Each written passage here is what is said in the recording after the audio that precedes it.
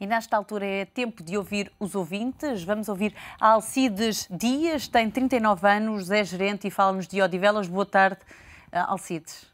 Boa tarde, Sra. Jornalista, e boa tarde ao Sr. Vasco Campilho, seu convidado, e a todos os telespectadores. Eu tenho 39 anos, acompanho toda a situação do país e apetece-me dizer que, ao longo deste tempo, o único político que baixou a dívida do PIB foi o Sr. António Guterres, apesar de ter sido muito trucidado, e eu não tenho qualquer cor política, porque, se não me quero enganar, eu penso que ele reduziu em 5 pontos percentuais na altura, que era de 60 para 55.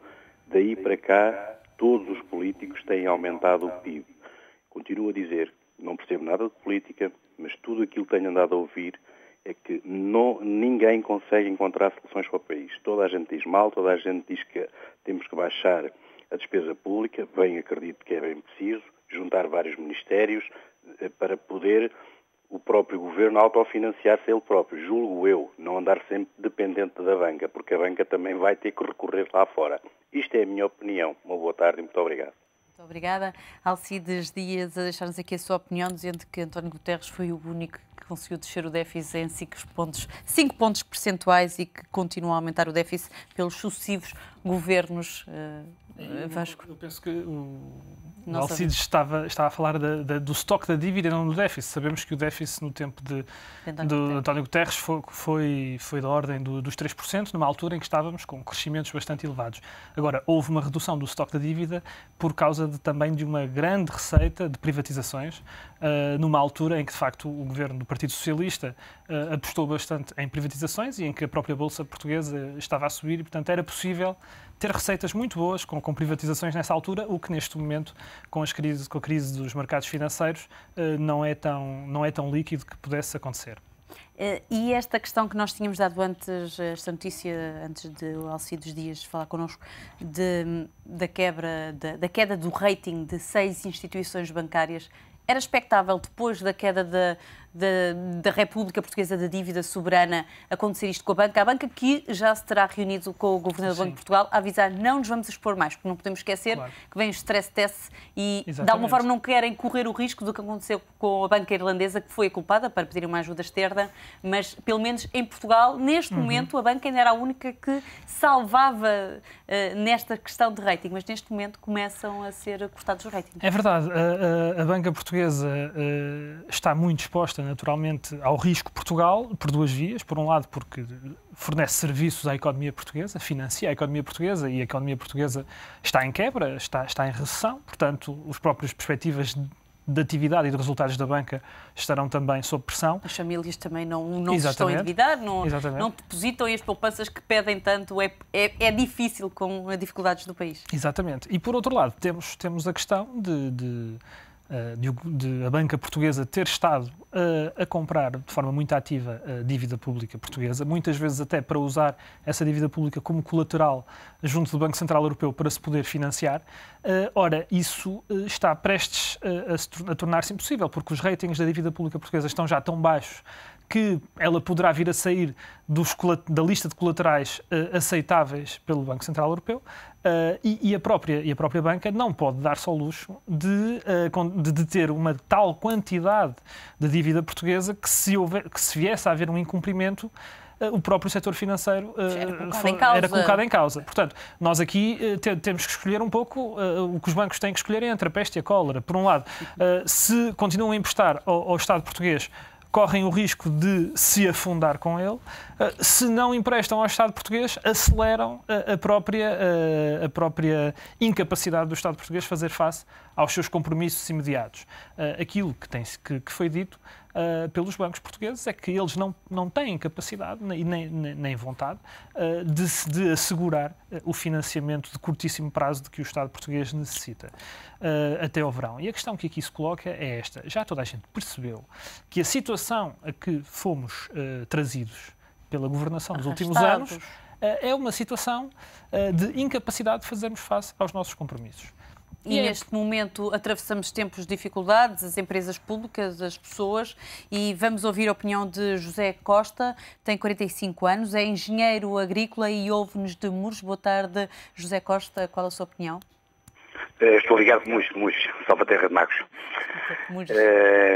E assim, em relação às agências de rating, assim, as agências de rating têm falhado sempre nos últimos anos da história financeira. Se a gente analisarmos as cotações que elas davam a certas empresas ao nível mundial, como países, de vez em quando até são compradas, que é mesmo assim, não tem, toda a gente sabe isso, só não vê isso quem não quer. Já ali sou investidor e nunca me guio por uma agência como aquelas empresas e os bancos que dão os preços sobre uma determinada empresa. Há interesses económicos mostrados nisto. Outra coisa que começamos, já tenho vindo a dizer que temos que mudar este paradigma económico. Porque é assim, a dívida que existe ao nível mundial, vamos falar ao nível mundial, entre o haver e o pagar, não há dinheiro suficiente para pagar aquilo que se deve. Estou a falar ao nível mundial. Ora, minha senhora, como é que o sistema financeiro pode continuar a funcionar?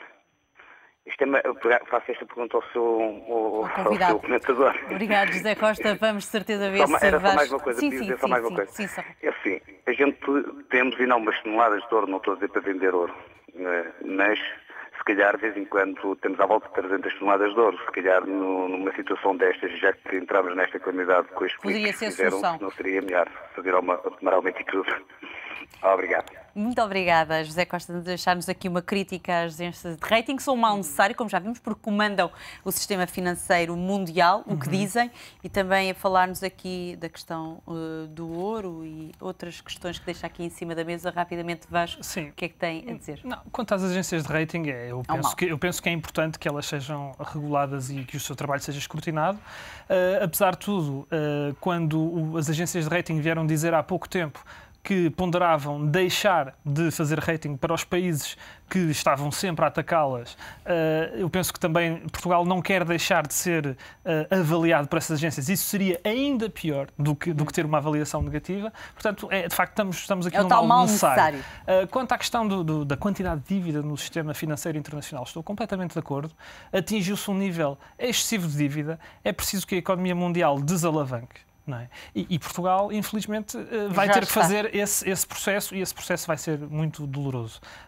Penso que, quanto à questão da venda do ouro, eu não sei se o ouro que está no Banco de Portugal e, portanto, no sistema bancário europeu, não sei se o ouro, de facto, está à disposição para vender, para tapar buracos do Estado. Sim, eu penso que questões legais e constitucionais que também limita os governos. Exatamente. Penso que não se pode recorrer a isso assim, dessa forma. Agora, há uma questão que é, vai ser preciso alienar ativos, vender propriedade do Estado e, portanto, há todo um programa de privatizações que, aliás, já foi anunciado por este governo. Mas que ainda não foi PEC, muito bem dito, a não ser a TAP. Exato, foi claramente aceite. Não existem empresas, porque diz o governo, o Ministério das Finanças, dizia que era, de alguma forma, estar a dar o ouro ao bandido, passa a expressão. É estar a dizer aos investidores... Está aqui um quadro de privatizações previsto no PEC 1 e retomado no Orçamento de Estado de 2011. E no PEC 4. Está aqui... Essa é a questão. Não, mas esse PEC 4 era suplementar àquele que... Ao PEC 1, prevê que o PEC 1 ainda seja respeitado. Quer dizer, é o orçamento que está em vigor e temos os CTT, temos a ANA, temos a TAP, temos a CP Carga, isto é... A TAP foi a única que avançou, se calhar, porque existe investidor interessado, nos outros não existe. Exatamente. Porque as empresas públicas deixaram de ser interessantes. Que neste momento não são interessantes, mas a verdade é que terá que haver alienação de ativos para conseguir reduzir suficientemente rapidamente um estoque muito elevado de dívida pública. Agora, não vale a pena estarmos a vender anéis para continuarmos a gastar no dia-a-dia acima das nossas possibilidades. Tem que haver uma reeducação do Vender governo. anéis, sim, mas também reduzir no gasto diário. E aí é muito importante que na administração pública central, que no setor empresarial do Estado, que, digamos, em tudo o que é transferências sociais, se consiga ver onde é que verdadeiramente é importante continuar a gastar para ter um resultado de coesão social e onde é que se pode reduzir o custo sem ir àquilo que é o fundamental da ação do Estado. Porque enquanto não fizermos isto, podemos andar sempre a vender anéis, e foi o que foi feito. Lá está, durante o tempo de António Guterres. E por isso é que agora também começou esta situação, uma equação que é difícil de resolver para este governo em gestão ou para um próximo, isso vamos ver. Obrigada, Vasco Campilho, por estar presente nesta Assembleia Geral.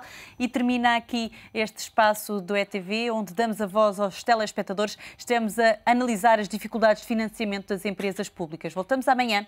Regresse também.